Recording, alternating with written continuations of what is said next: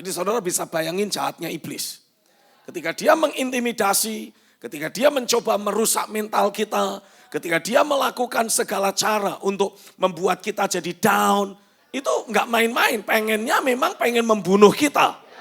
Tapi hari ini saya berdoa apapun yang pernah menjadi panah-panah api si jahat, yang bahkan pernah menembusi hidupmu, hari ini balsam dari Gilead, hal pekerjaan Roh Kudus, minyak urapan Tuhan, tercurah dalam hidupmu, menyembuhkan engkau, memulihkan dirimu, menjadikan engkau pribadi yang baru, lebih kuat dari yang sebelumnya, lebih sehat dari yang sebelumnya. Engkau dibaharui menjadi pribadi yang lebih akurat, lebih perkasa, lebih berdampak.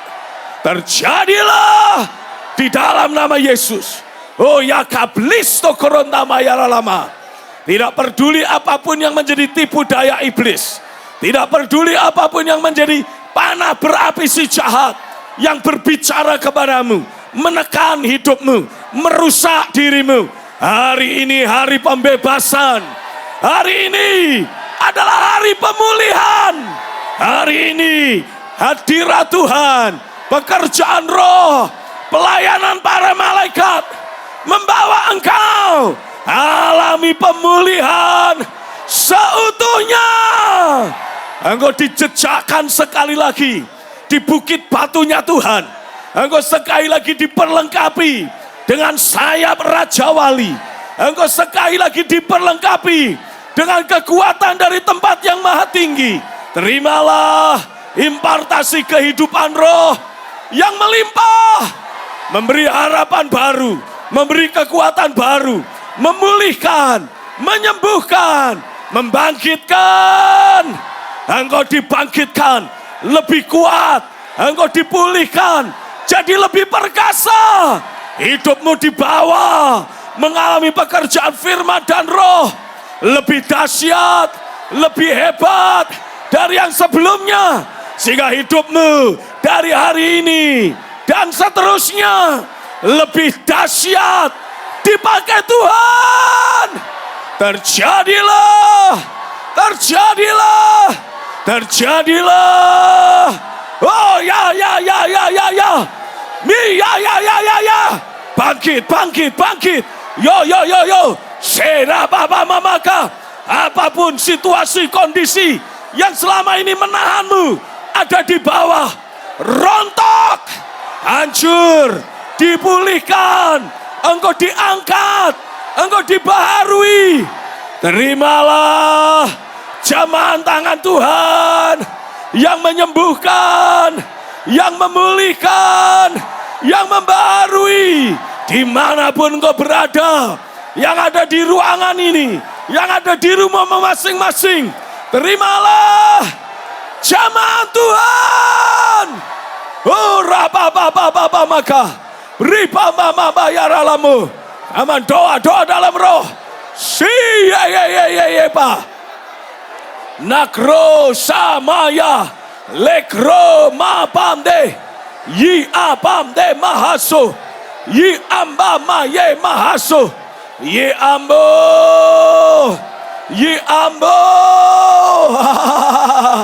rikapa mamaho serebande maraka merekonde merikamo sirebebebebebebeka brurabababamamaka. Tidak ada lagi kondisi buruk di dalam batinmu. Mentalitasmu diperbaharui, mentalitasmu dipulihkan, kondisi manusia rohmu sekali lagi dibangun, lebih kuat, lebih segar, lebih peka dari yang sebelumnya. Terjadilah. Raih itu dengan tangan imanmu, pakai mulutmu untuk menerima, untuk mengambil.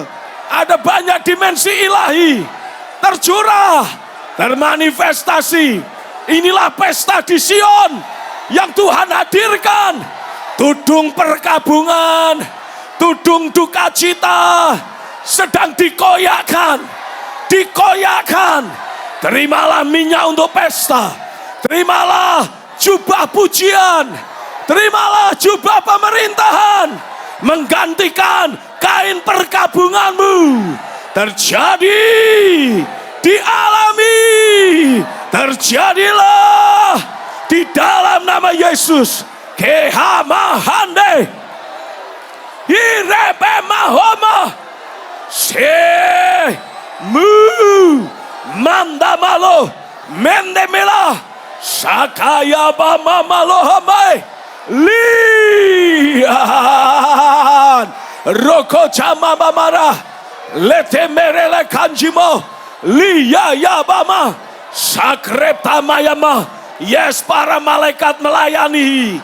Para malaikat diutus untuk melayani, mempengaruhi engkau dengan pengaruh ilahi, dengan harapan baru, dengan sukacita yang ilahi, dengan pekerjaan roh yang memulihkan, membangkitkan, membawa engkau siap lanjutkan perjalanan dalam destiny yang lebih besar. Oh, roh kefrustrasian, roh kelelahan, burnout, hilang, tersingkir, kegelapan lenyap dari setiap sudut kehidupanmu. Karena terang Tuhan datang atasmu, datang dalam hidupmu. Terang Tuhan tercurah.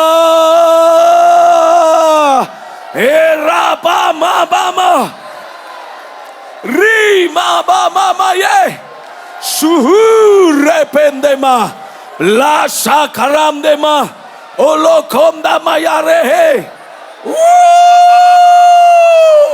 Saya orakan demaralama dari dalam hatimu akan kembali keluar keantusiasan, meluap pekik perang kemenangan. Wow, auman singa Yehuda kembali mengalir, kembali keluar, kembali terdengar.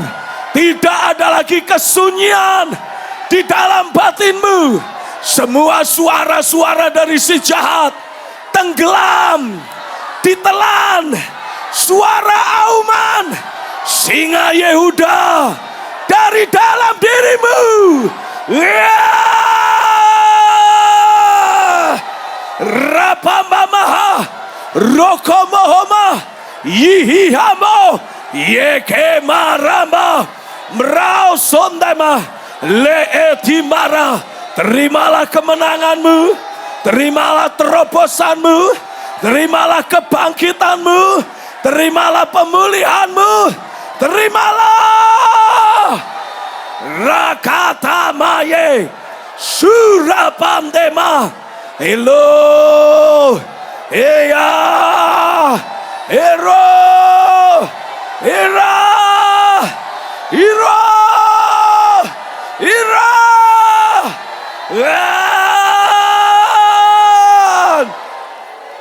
nakare prasambarema yokondo rama kare lama kayara lama ye ya titik didih dalam hidupmu naik dengan cepat, berkobar, menyala. Kobaran api roh kembali ada pada puncaknya, berkobar dengan penuh. Samda baba yaramaka rekende merela karalamaka. Dimanapun engkau berada, tangan Tuhan melayani engkau. Kuasa Roh Kudus bekerja dalam hidupmu. Para malaikat diutus untuk melayanimu, memastikan engkau menerima apa yang menjadi porsimu. Urapatama yerehikamayaka. My God, my God. Kilaundo ma pande maha. Mikrato mayara la prasokronda mayama. Oh rika mama mayama.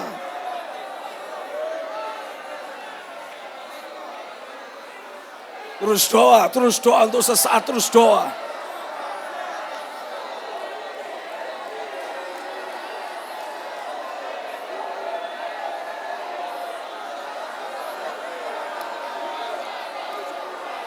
Inilah waktunya.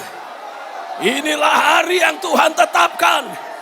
This is the day that the Lord has made. Let us rejoice. Sukacita, sorak-sorai. Rapa mama yaralama. Repe merela bayaralama. Rakacho sekrapta mayaralama. Oh yes. Oh yes.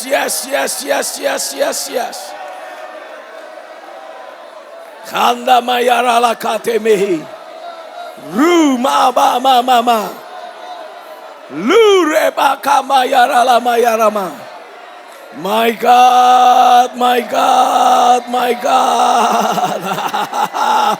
Haleluya.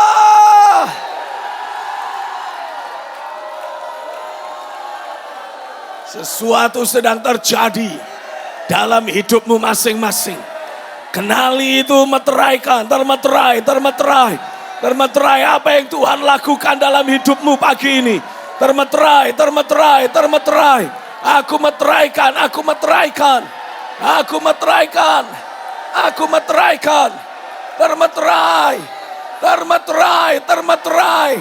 Termeterai dengan kuat. Hasakande mayaralaraka. Oh Raba Merilika. Raba Maya Shikramda Mayaka. Oh God. Lahunda Makoripi Shikrama. Lahunda Marilikika. Siondo Morala Kinga. Lahunda Mari. Lahunda Marali. Lahunda makrambama. Oh rakleshik ramdamayake. My God.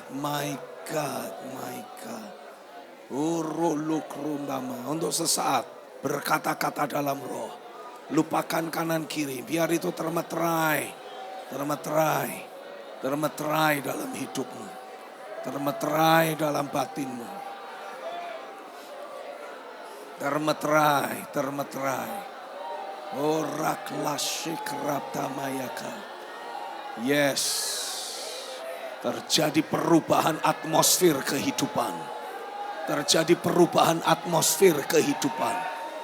Kratomayaka, bahkan panca indramu menyatakan terjadinya perubahan itu. Bahkan panca indramu menyatakan adanya jamahan Tuhan, perubahan dalam hidupmu. Urakati milik rusuturu makati mirika. My God. Oh ruplusi mirikama. Harulekindi. Terus fokus, terus latih dirimu. Tetap tinggal, tetap terhubung, tetap tinggal. Terus berinteraksi dengan dimensi Sion yang ada. Terus berinteraksi dengan realita Tuhan yang ada. Makorimedikusik ramdamayaka. Oh ya. Natukurablasundemika. Termeterai.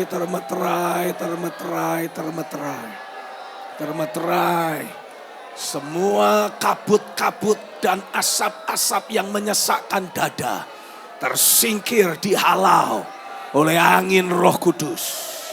Engkau kembali menikmati atmosfer sorga dalam hidupmu. Nafasmu kembali jadi panjang. Nafasmu kembali jadi lega.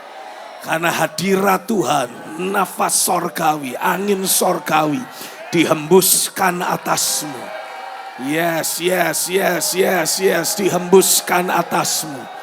Angin Roh Kudus dihembuskan atasmu. Oh, memberi kehidupan yang baru. Terus berkata-kata, terus berinteraksi.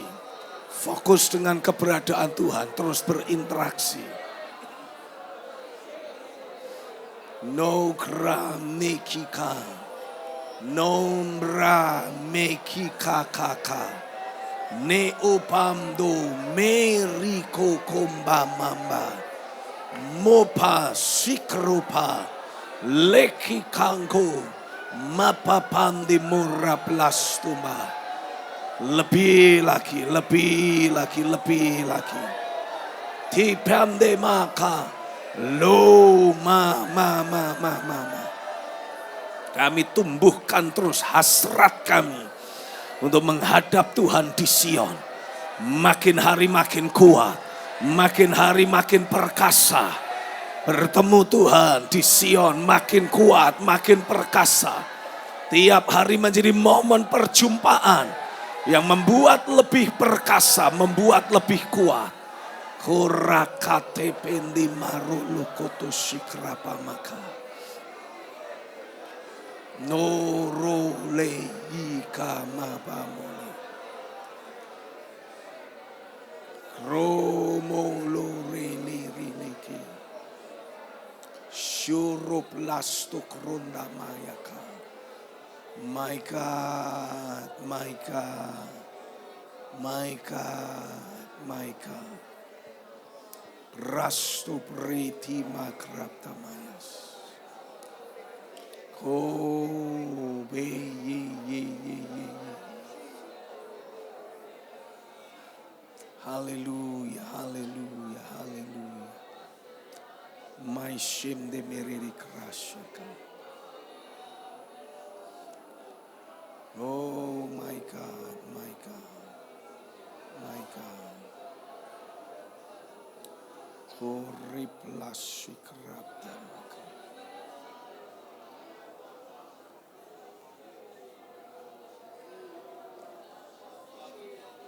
Engkau akan berjalan makin lama makin kuat. Hasratmu untuk menghadap Allah di Sion. Hasratmu untuk selalu menggenapi apa yang menjadi agenda Tuhan. Membuat engkau makin hari tambah kuat, tambah akurat, semakin perkasa. Terjadilah. Karena pekerjaan firman dan roh terus berlaku dalam hidupmu. Terjadilah.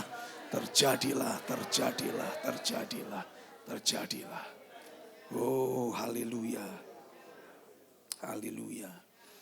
Biar potensi-potensi ilahi yang Tuhan tanamkan dalam hidup Adam mulai teraktivasi dalam hidupmu juga. Mulai teraktivasi. Terjadilah atasmu. Bukan menjadi tuntutan, tapi suatu anugerah yang bekerja memampukanmu teraktivasi dalam hidupmu. Ya, benih itu masuk. Lalu dia yang memberi arahan, dia yang memberi perintah, dia yang memberi janji, dia yang akan menggenapinya dalam hidupmu. Masuk hari perhentian Tuhan. Berhenti berusaha dengan kemampuanmu. Nikmatilah bagaimana Tuhan bekerja di dalam. Tuhan menggenapkan semua perjanjiannya dalam hidupmu. Terjadilah atasmu. Oh, haleluya. Amin. Haleluya. Sore plesti perikanda maka. Mambala pro to pekici pekima. Allow to meristi beraka. Meteraikan Tuhan, meteraikan. Thank you Lord. Meteraikan Tuhan. Pahandume iho asta. Ehokuma papandeberi kumasta. Behere klau. Mimbeberi utama. Listi kroshaka. Mamba urekima. Wow, de malo. Lenge mama. Shuruklo shikramdama. Yo husta kapapa. Krau me ki. Krau more lire ki. Merapa mamoma. Aleria ya. Biar terbangun kokoh dasar keyakinan tentang keberadaan Tuhan. Engkaulah Allah yang setia. Engkau Allah yang sanggup menggenapi janji-janji. Engkau Allah yang selalu memampukan kami berjalan dalam kebenaran. Jalan dalam terang firman. Engkau yang bekerja di dalam kami. Kami hanya perlu meresponi dengan langkah ketaatan, responi dengan langkah iman. Kami hanya perlu percaya dan mulai bertindak berdasar apa yang kami yakini. Rau belisyu kroto mapaka. Haleluya. Shikiri kato makrabaka. Termeterai terjadi.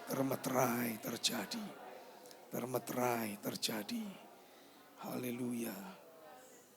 Oh rokote merika patamaka. Termeterai terjadi atas kami. Thank you God.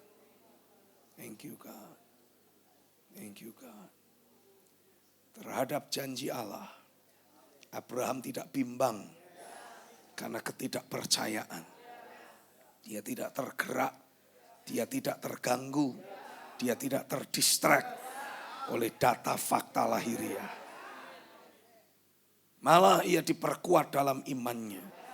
Dan ia memuliakan Allah dengan penuh keyakinan. Dasarnya adalah karena dia tahu betul Allah berkuasa untuk melaksanakan apapun yang telah ia janjikan. Ialah takaran iman yang sama terbangun dalam hidup kami.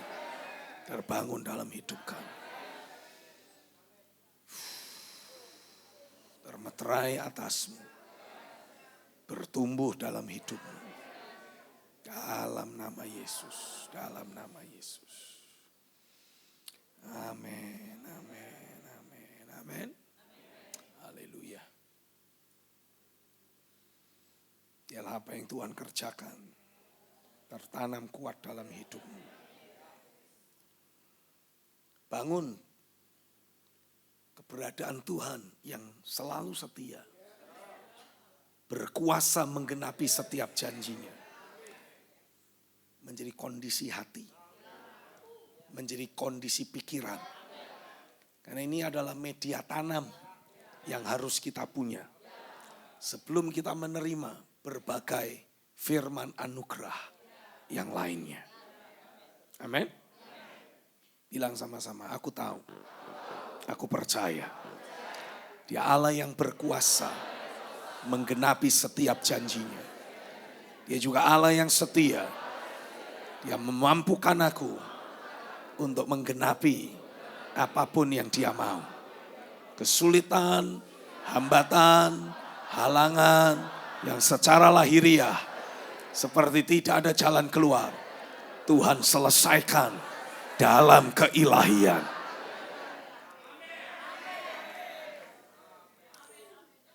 Saudara tahu, saya rasa betul momen-momen seperti ini menjadi momen penggenapan Yesaya 40. Engkau yang ada di padang gurun, engkau yang ada di padang belantara, engkau mendapati Tuhan datang menjemputmu. Ada terbuka jalan raya bagi Tuhan untuk datang dalam hidupmu. Dia jemput saudara. Kondisimu yang ada di lembah, yang ada di bukit, Tuhan datang jemput engkau. Dan dia bawa engkau naik ke level yang dia tetapkan sendiri. Bilang, Tuhan menjejakkan kakiku di bukit-bukit batu. Jadi tidak ada lagi yang bisa menggoncangkan engkau. Tuhan bawa saudara hidup dalam standar ilahi. Amin. Saya rasa betul apa yang dinubuatkan Yesaya 40 sedang terus terjadi. Saudara yang di rumah juga, jangan cuma nonton, libatkan dirimu. Nikmati, alami. Karena Tuhan sedang menggenapi janji-janjinya. Saya rasa betul, janji-janji yang Tuhan berikan dari waktu awal tahun yang lalu. Satu demi satu sedang terus dia genapi. Amin. Biarlah itu menjadi porsi dan bagianmu. Karena saya percaya itulah yang Tuhan janjikan untuk saya. Tapi bersamaan dengan Tuhan memberi janji itu untuk saya. Saudara ada di sana. Nikmatilah, itu adalah porsi anugerah yang Tuhan berikan buat saudara. Amin. Roma pasal yang kelima. Ayat yang ke-17. Sebab jika oleh dosa satu orang, maut telah berkuasa oleh satu orang itu, maka lebih benar lagi mereka yang telah menerima kelimpahan kasih karunia dan anugerah kebenaran. Stop sebentar. Tuhan menyediakan buat kita ada limpahan kasih karunia dan anugerah kebenaran. Jadi doktrin kerajaan itu tidak untuk membuat kita jadi tambah merasa berat karena tuntutan yang hebat. Tidak. Karena di dalam firman yang saudara dengar tentang doktrin kerajaan ada terkandung anugerah kebenaran. Ini kebenaran. You diciptakan lebih baik bahkan dari Adam. Itu fakta rohani, itu kebenaran. Dan buat saudara yang percaya, katakan, ketika aku percaya, ada anugerah yang tercurah. Saudara hanya perlu bilang, oke, aku percaya. Pokoknya aku percaya dulu. Gimana prakteknya, pokoknya aku terima, aku percaya. Anugerah kebenaran bekerja atasmu. Amin. Ketika Yesaya 40 menubuatkan gunung-gunung akan diratakan. Jadi orang yang merasa berhasil, tapi mengandalkan kekuatannya sendiri. Jadi kayak ada di atas gunung, itu akan dipangkas. Karena Tuhan mau kita mengandalkan rohnya. Kita mengandalkan anugerah. Orang-orang yang terpuruk, yang merasa gagal, yang ada di lembah, yang ada di bukit, akan diangkat Tuhan dan semuanya akan dijadikan tanah rata. Tuhan akan membawa terjadinya equalization, penyetaraan.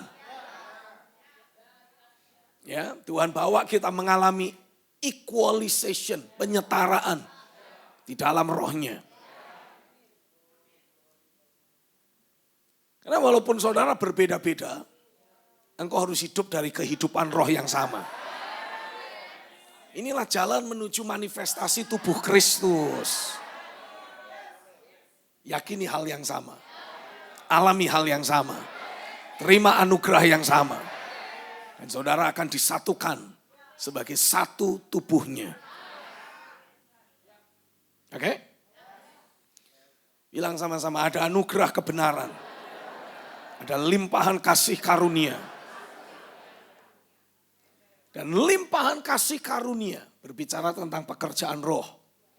Dan anugerah kebenaran bicara tentang pewahyuan firman. Akan mengkondisikan kita untuk hidup dan berkuasa. Menjalani kehidupan sehari-hari sebagai rajanya di atas muka bumi ini. Dalam hidup sehari-hari kita. Dan itu semua dimungkinkan oleh karena Yesus Kristus. Penebusan Kristus membuat apa yang pernah manusia rusak atau hilangkan karena ketidaktaatannya dipulihkan Tuhan dan diberikan dalam versi yang lebih baik lagi. Jadi ketika saudara mendapati Dalam kitab Kejadian, Tuhan menjadikan manusia dan dia berkata, kita bikin manusia menurut gambar dan rupa kita. Supaya mereka berkuasa. Dia adalah raja di sorga. Manusia adalah raja di bumi. Inilah teritorial kita. Ini bagian dari doktrin kerajaan. Bumi ini adalah hak waris kita. Nah kalau ini menjadi dasar keyakinan saudara, engkau tidak akan doa Tuhan cepat datang. Antikristus lagi muncul, kegoncangan lagi banyak terjadi. Maranatha, orangnya di belakang.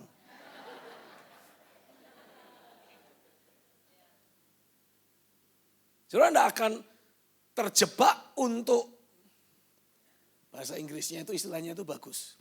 Terjebak dalam escapology.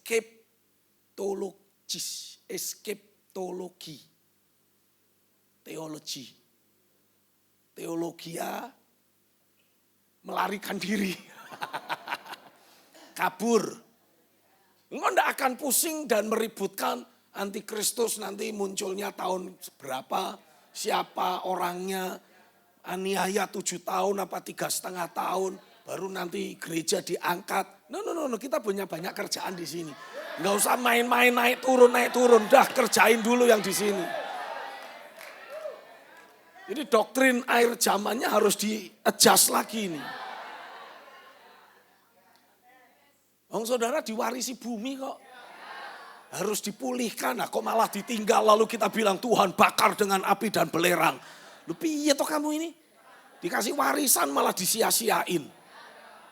Coba kita lihat lagi Roma 4. Oh ampuni kami Tuhan, ampuni kami. Nana ya sebentar. Haleluya, Tuhan tolong kami. Ayat 13. Roma 4 ayat 13. Sebab bukan karena hukum Taurat telah diberikan janji kepada Abraham dan keturunannya bahwa ia akan memiliki bumi, memiliki dunia. Tetapi janji itu diterima karena kebenaran berdasarkan iman. Dalam terjemahan firman Allah yang hidup, ayat yang sama bunyinya begini. Jelaslah bahwa janji Allah untuk memberikan seluruh dunia kepada Abraham dan keturunannya, termasuk kita toh. Jadi kita ini berhak untuk menerima janji Tuhan yang dinyatakan kepada Abraham bahwa Tuhan akan memberikan seluruh dunia. Pak, rumah aja masih kontrak. Punya seluruh dunia. Ngimpi. Nah itu paradigma duniamu. Berapa waktu yang lalu saya sempat baca satu artikel. Dan ini mulai saya doain lah. Dalam artikel itu dijelaskan. Ketika ada orang mencoba memetakan seluruh dataran yang ada di atas muka bumi ini. Seluruh dataran yang ada di atas muka bumi ini. Dibagi kurang lebih 8 miliar orang. Masing-masing orang bisa punya 2 hektar.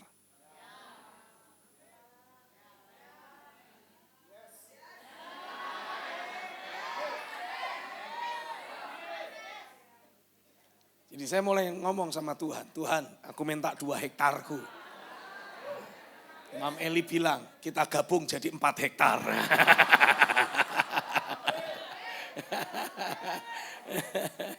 Punya 2 anak, bikin jadi 8. Karena memang ya itulah sains. Kalau diukur seluruh dataran dunia dibagi 8 miliar penduduk manusia. Kira-kira 2 hektaran. Nah, Alkitab jelas menyatakan bahwa janji Allah itu bukan cuma 2 hektar, Pak. Tapi seluruh bumi.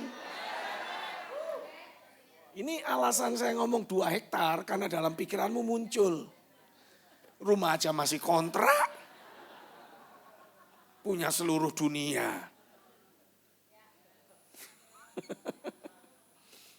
Dalam terjemahan Indonesia, terjemahan edisi 2,5 ditulis begini. Terjemahan sederhana Indonesia. Allah berjanji untuk memberikan dunia ini kepada Abraham dan keturunannya. Loh. Tuhan itu janji kasih dunia ini kepada Abraham dan keturunannya. Minimal saya tanya gini dulu. Saudara percaya nggak ada kerajaan 1000 tahun? Saudara percaya ada kerajaan 1000 tahun di mana Kristus akan menjadi penguasa dan kita ikut memerintah bersama-sama. Di mana coba kerajaan 1000 tahun diadakan? Nah, kok buru-buru minta dibakar api belerang? Ya apa kamu ini?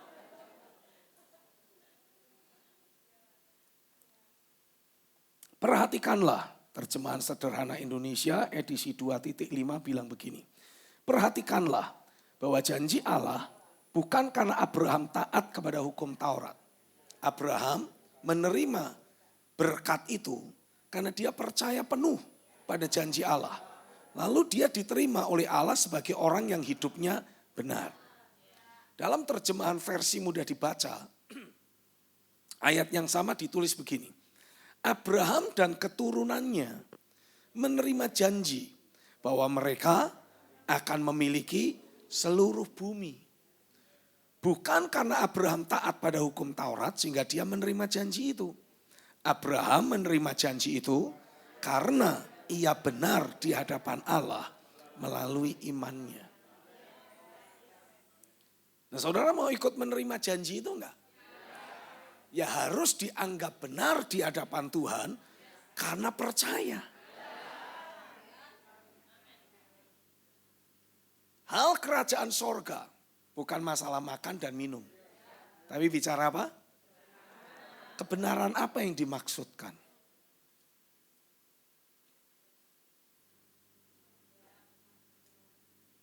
Kebenaran yang dimaksudkan dan yang membawa engkau terhubung dengan kerajaan adalah janji yang Tuhan beri dan yang saudara percayai.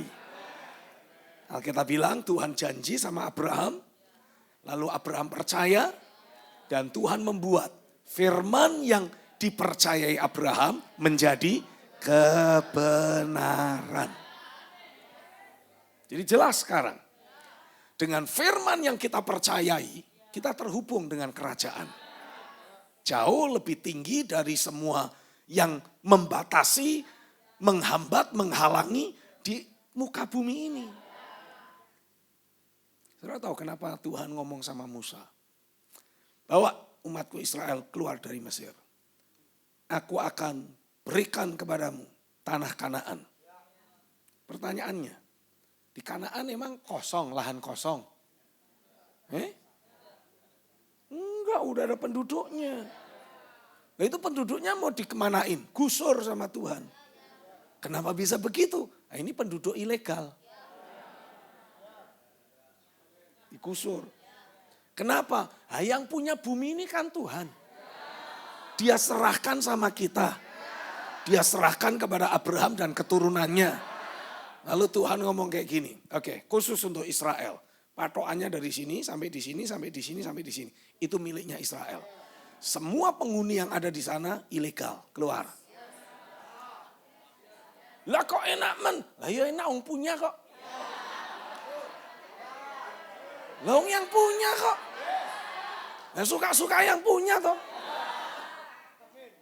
Ini saya punya tablet, ini punya saya. Saya mau simpen, saya mau kekepin, saya mau injak-injak. Nah, terserah saya. Wong aku yang punya, kamu yang protes. Paham? Kalau sampai Tuhan ngasih janji, Abraham dan garis keturunanmu, aku berikan bumi ini kepadamu. Kalau you enggak mau percaya, terserah. Ngekos lu. Aku percaya, aku terima, aku punya. Minimal 2 hektar.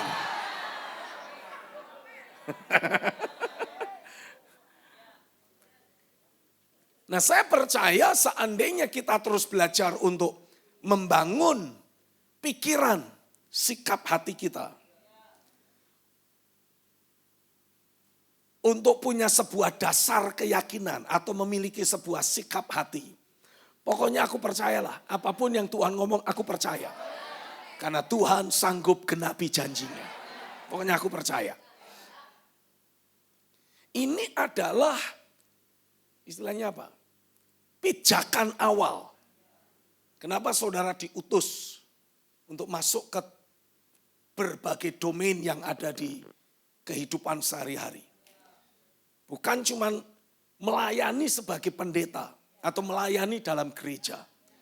Tapi menjadi hamba Tuhan, domain pastor. Benar ya? Domain pastor ya? Menjadi, ini bahasa Inggrisnya gimana? Betul gak sih? Domain pastor atau pastor domain? Domain pastor, dikoreksi kemarin. Pak Steven cocoknya domain pastor. Ya wes karepmu. Yang penting saudara paham toh maksudnya. Ya, oke, domain pastor. Jadi saudara diutus masuk ke domain pastor untuk menghadirkan realita kerajaan. Kenapa? Karena memang bumi ini harus ditata ulang.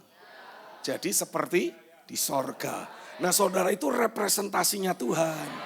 Saudara itu wakil kerjanya Tuhan. Partnernya Tuhan di bumi ini. Gitu. Ya. Jadi jangan buru-buru. Belakang, langit biru. Ada mahkotaku. Tuhan butuh engkau hidup. Jangan pikirannya mati aja. Oh saya berani mati. Gampang semua orang nekat berani mati. You berani gak hidup? Nah itu yang penting. Hidup untuk berkarya. Berkarya buat Tuhan. Ya, jadi kita pun nanti harus mendefinisi ulang. Apa itu amanat agung. Karena kalau merujuk kepada prinsip doktrin kerajaan ini sorry saya terlalu excited jadi loncat sana. Ini harusnya untuk session nanti. Tapi nggak apa-apalah. Pokoknya ngalir saja. Tuhan menolong. Sisanya saudara baca nanti. Ya, ada manualnya. Saya sudah tuliskan itu semua. Itu semua adalah data dan fakta rohani. Pengetahuan, informasi. Saudara tinggal baca. Yang ini impartasi. Ya. Karena kalau cuma baca catatan, pengetahuan, data fakta yang ada, ya ini mah cuma pengetahuan otak. Tapi kalau impartasi kehidupan, nah, saudara punya modal untuk unlock, buka semua kunci-kunci gudang persediaan yang ada. Dan hari-hari saudara pakai untuk menikmati realitas sorgawi, harta karun sorga yang ada di dalam manual doktrin kerajaan. Ya. Oke? Sampai mana tadi? Oke. Nah. Ketika saudara mengkaji ulang amanat agung yang selama ini didengungkan di gereja-gereja. Kan orang kepengennya cuma pokoknya beritain Injil. Terima Yesus. Ketemu sama satpam, ketemu sama tukang sapu, ketemu sama siapapun. Terima Yesus. Enggak terima Yesus mati masuk neraka loh. Orangnya bilang, kenapa enggak Bapak duluan? Jadi kita itu selalu punya semangat memperluas kekristenan. Enggak Pak. Pola Tuhan bukan memperluas kekristenan. Wong Tuhan itu enggak punya agama kok.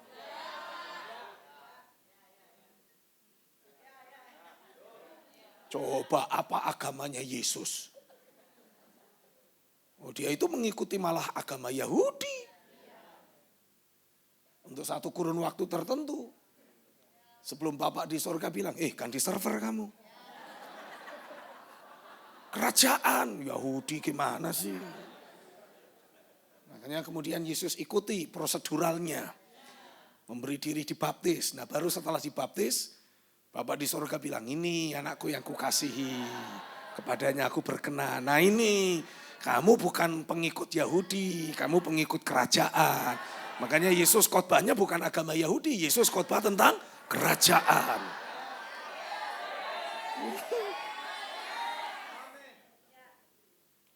Ya. Jadi bukan agama yang kita perluas, tapi dampak perubahan dalam hidup orang. Alkitab menuliskan Yesus mati di atas kayu salib. Bagi semua manusia. Apa maksudnya? Tuhan itu menghendaki semua manusia kembali bisa dipulihkan. Seperti sebelum kejatuhan Adam. Karena sumber masalah dalam dunia ini adalah manusia. Jadi hanya manusia yang bisa bawa perubahan. Tapi manusia yang hidupnya sudah diubah. Makanya Tuhan ingin lewat kita bisa menghadirkan manifestasi roh di domain di mana kita ada. Karena nubuatannya jelas. Pada hari-hari yang terakhir, aku akan mencurahkan rohku ke atas orang-orang Kristen.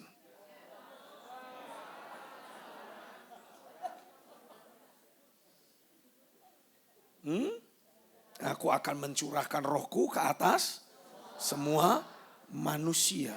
Tidak dituliskan yang punya agama Kristen. Tapi atas semua manusia. Kristen tidak Kristen akan alami limpahan roh. Karena hanya lewat limpahan roh. Kehidupan yang baru dimulai. Tatanan manusia akan alami perubahan. Saudara tahu nggak, selama ini banyak manusia di luar sana, koruptor dan segala macam itu juga mengalami limpahan roh. Roh jahat.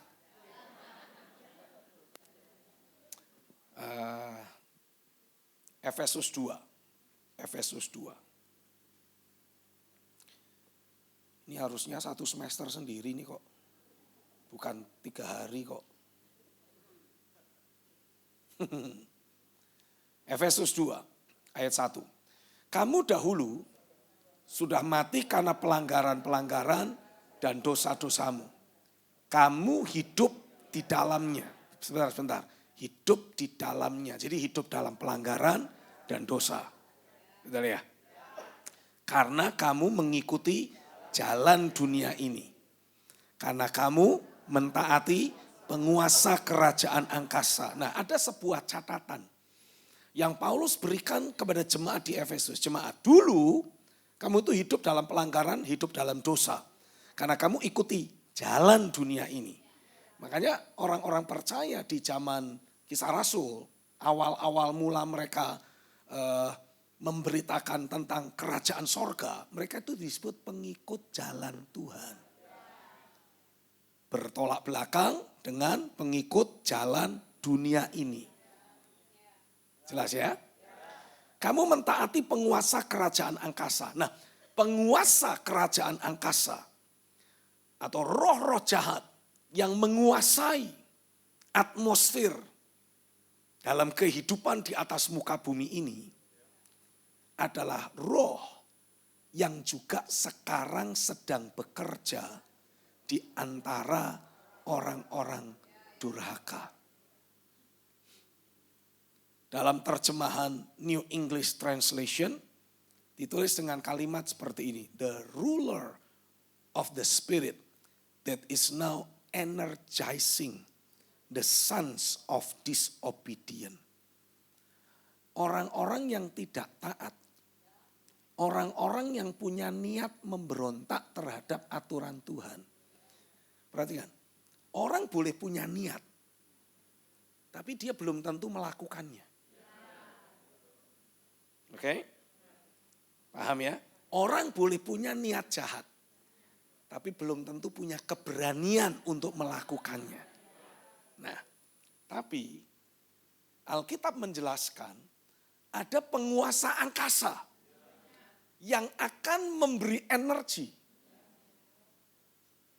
Jadi orang yang punya niat jahat jadi punya keberanian untuk melakukan kejahatan. Orang masuk partai, terpilih jadi bupati, gubernur, tapi niatnya pengen ngerampok negara. Pengen memanfaatkan APBD, APBN untuk memperkaya diri. Niat. Tapi belum tentu punya keberanian. Tapi Alkitab bilang, ini karena penguasa angkasa, orang yang punya niat jahat, jadi punya keberanian untuk menggenapi. Jadi punya ide-ide. Oh, kalau aturannya begini, dibeginiin aja.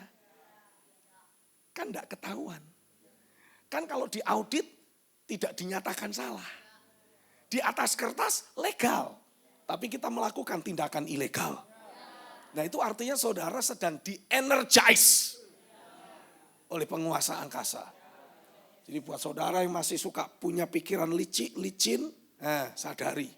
Saudara itu lagi diurapi oleh roh jahat.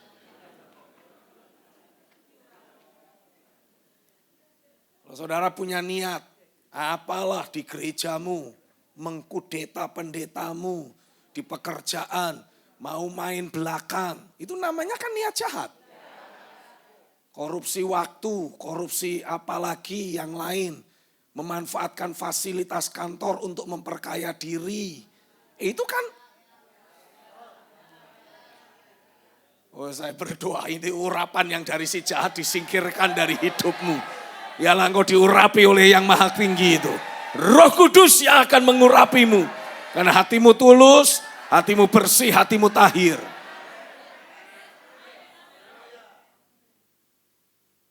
Tuh, ayat Alkitab. Kalau saudara punya niatnya tidak baik, iblis akan mengenergize. Entah bagaimana jadi punya kreativitas. Loh, kalau saudara mau tahu, itu koruptor-koruptor yang ketangkap KPK, itu cuma apes. Mereka itu selalu punya kreativitas. Idenya brilian, cemerlang, tidak terpikirkan. Makanya polisi kadangkala kebingungan, gimana nangkep maling. Malingnya lebih pinter. Polisi ngadang di sini, dia jebol yang di sana. Kalau orang fasik saja bisa begitu kreatif. Karena diurapi roh jahat. Masa kita sebagai orang percaya? Otaknya dodol. Gak bisa jadi kreatif. Gak bisa menemukan solusi. Malu kamu. Malu betul. Saya mau bacain satu ayat yang menjadi teguran hebat dalam hidupmu. Roma pasal yang ke-5. 6, Roma 6. Oh Tuhan, teguran ini harus datang atas kami.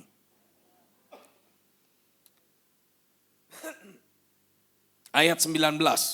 Aku mengatakan hal ini secara manusia. Karena kedodolan kamu. Loh, kelemahan kan ya padha wae to. Kalau pakai bahasa kekinian. Karena kedodolan kamu.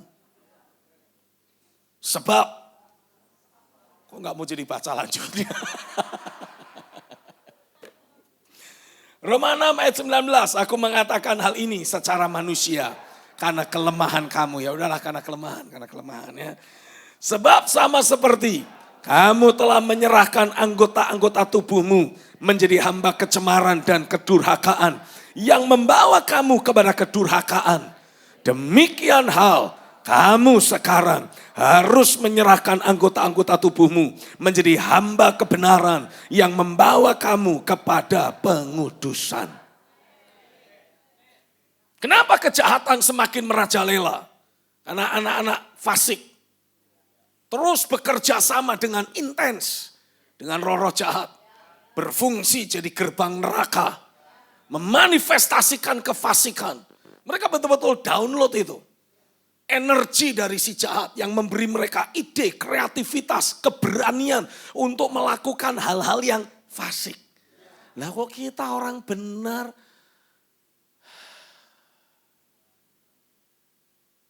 nggak ada yang kita bisa hasilkan. Malu toh. Harusnya kita diurapi Roh Kudus. Harusnya kita lebih kreatif.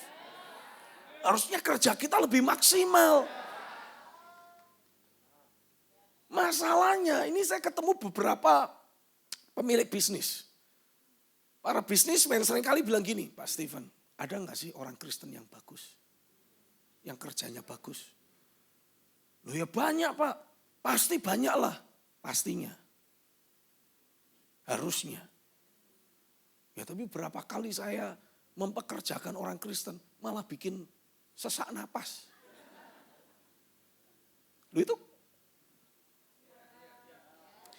karena mentalitas kita, pikiran kita itu tidak pernah belajar memberi yang terbaik seperti untuk Kristus. Pikirannya apa? Wah ini nanti enak bosku. Apa yang aku akan dapat? You tidak sadar bahwa engkau ada di pekerjaan itu harusnya, bilang harusnya. Bukan karena uang. Tapi karena mandat Tuhan. Ini yang saya bolak-balik sering bicara. Kenapa orang-orang Kristen sampai hari ini banyak bergumul dalam hal keuangan? Karena mereka terus hidup dalam sistem Babel. Nah ini nanti saya mau bagiin. Ini harus dibongkar juga nih. Saudara harusnya hidup dalam sistem kerajaan. Dalam sistem kerajaan, you tidak kerja untuk cari duit. Selama saudara terus orientasinya uang, gaji. Percayalah, you hamba uang.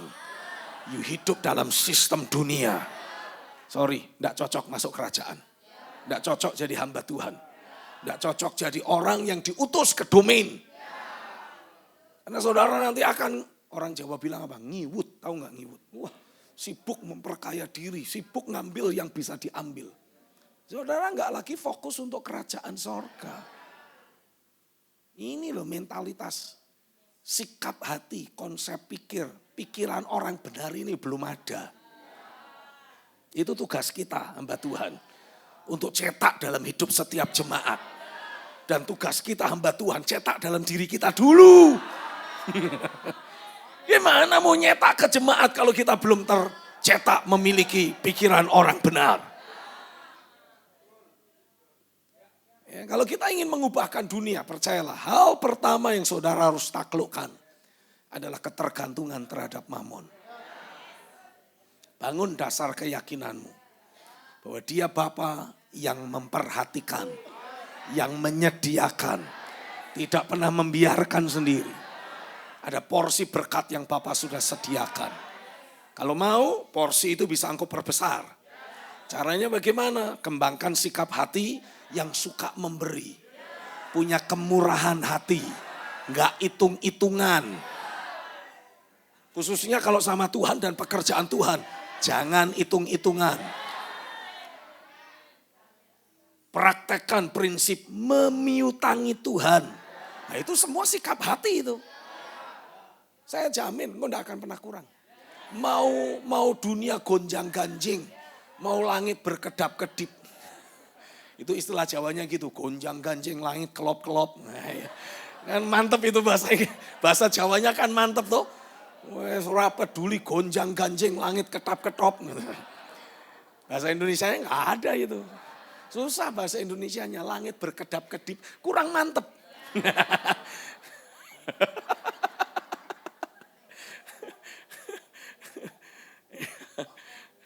Itu mau apapun yang terjadi di sekitarmu. Engkau hidupnya di kerajaan. Dalam sistem kerajaan. Jadi tidak akan alami apa yang terjadi di sistem Babel. Amin. Ya. Jadi Tuhan mengendaki. Ayo pastiin saudara sebagai orang-orang percaya. Kalau orang fasik saja bisa all out. Masa kita orang percaya nggak bisa all out? Harusnya, bilang harusnya. Harusnya sebagai orang percaya. Kita lebih kreatif dari orang-orang fasik. Kita memunculkan kinerja yang lebih maksimal dari orang-orang fasik. Daniel ditulis di Alkitab apa? Jadi 10 kali lebih cerdas. Dari semua orang yang paling cerdas yang ada di Babel. Bayangin 10 kali lebih hebat. Kebayang gak sih kalau anak-anak kita, gak usah ngomong kita lah agak telat. Anak-anak kita mewarisi spirit yang sama kayak Daniel. Ulangan, selalu jadi juara kelas. Ikut olimpiade, mesti menang. Semua bidang jurusan, sapu bersih. Asik kan? Masalahnya kita selama ini sudah terlanjur punya paradigma. Saya ini orang desa, makannya ketela, singkong. Jalan ke sekolah aja harus jalan kaki panjang jauh. Enggak punya sepatu, miskin. Apakah yang saya bisa buat? Banyak. Jadi saya mendapati Tuhan ingin kita membangun jati diri kita dulu. Anugerah kebenaran itu akan bekerja membentuk ulang jati diri kita. Karena begitu saudara mengenali siapa engkau di dalam Kristus. Cara berdirinya juga lain. Karena kita selama ini udah kadung tercetak membawa jati diri bentukan dunia ini. Kamu jelek, kamu bodoh, kamu miskin, kamu apa lagi?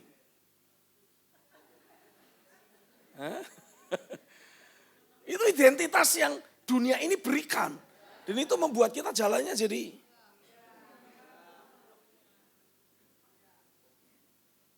minder, merasa tidak layak, merasa orang miskin, orang bodoh. Loh kalau itu memang masa lalu kita enggak apa-apa. Yang penting kan itu sudah berlalu. Karena kita adalah ciptaan baru. Jati diri kita yang baru ada di dalam Kristus. Bukan lagi mengikut apa yang dunia ini katakan. Tapi apa yang Kristus katakan. Nah Kristus berkata, pada dasarnya, bilang pada dasarnya, aku menjadikan engkau punya kemampuan untuk hidup di dua alam. Aku memberi engkau potensi dan otoritas untuk mengendalikan semesta. Bahkan seluruh ciptaan akan tunduk mengikuti perintahmu. Bukan cuma binatang, bahkan unsur alam akan mengikuti perintahmu.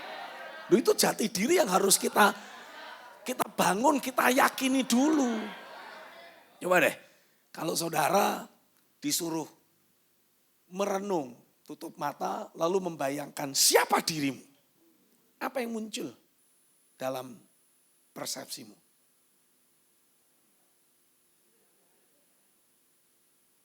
Apa yang muncul? Kosong, Pak. Kabur, enggak jelas. Loh itu tandanya jati dirimu belum utuh. Saudara sebagai profesi dokter, begitu engkau ditanya, coba imajinasikan jati dirimu. Langsung kebayang apa? Dokter. Pakai jubah putih-putih, ada stetoskop kan gitu. Betul enggak? Saudara yang profesinya polisi, bayangkan jati dirimu, yang kebayang apa? Polisi. Tapi itu kan profesi lahiriah. Yang saya maksudkan, keberadaanmu sebagai ciptaan baru. Apa yang kebayang?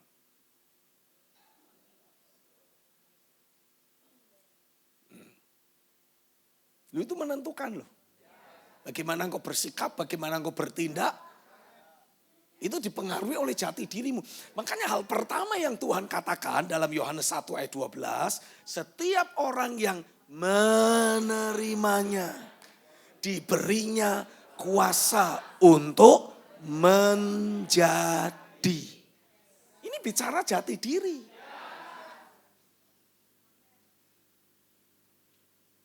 Bisakah engkau membayangkan dirimu sebagai satu pribadi yang duduk di tahta,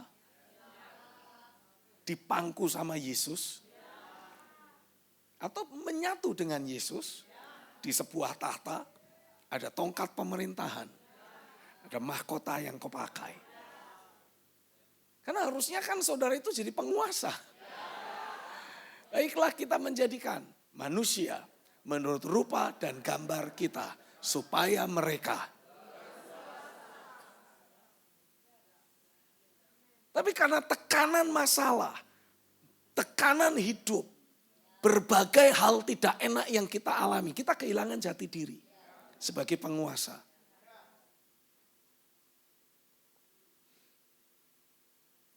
Pernah enggak saudara melihat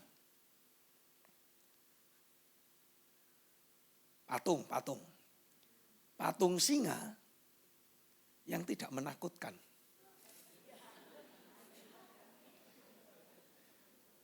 Itu singa yang sudah kehilangan nature-nya.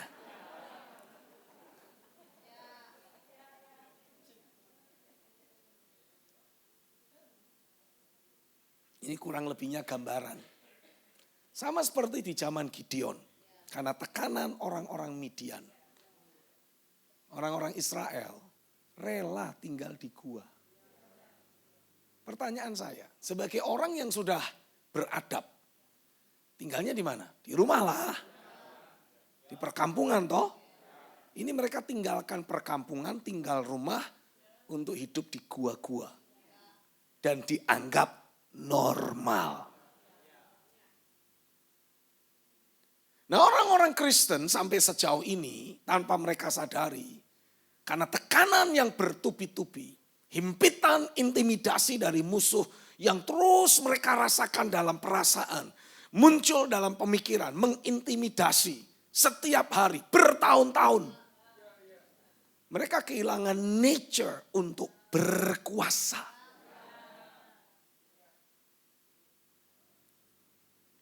Jati diri sebagai penguasa nggak ada lagi.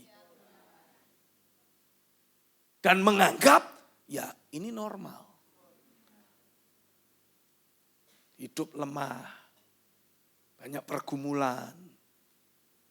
Wajar, semua orang alami kok. Dianggap normal. Itu enggak normal. Nah, saya berdoa biar lewat momen 2 hari yang masih sisa ini, Tuhan betul-betul kerja dalam hidup kita. Dia tanamkan DNA Kristus. Sehingga dimensi pengenalan akan Tuhan yang saudara terima dalam hidupmu, betul-betul memposisikan saudara menjadi pribadi yang kembali pada jati dirimu yang seharusnya. Ya, pernah nggak lihat film Lion King? Itu gambaran profetiknya orang Kristen. Saudara itu anak penguasa. Tapi karena terintimidasi, jadi bergaulnya sama yang harusnya saudara makan, saudara jadiin temen gitu loh. Siapa itu? Pumba sama siapa? Timon. Timon apa Timun? Yang itu kayak celurut itu.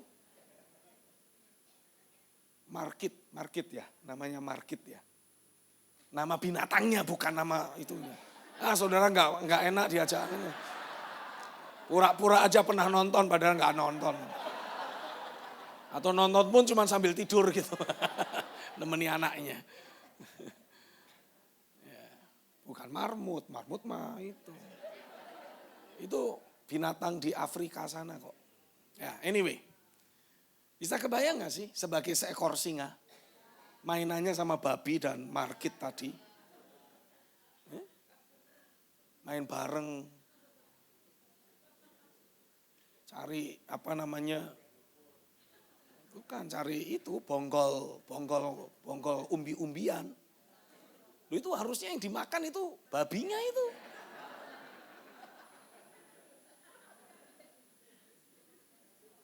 Sampai waktu pewahyuan tentang jati dirinya datang dalam dirinya.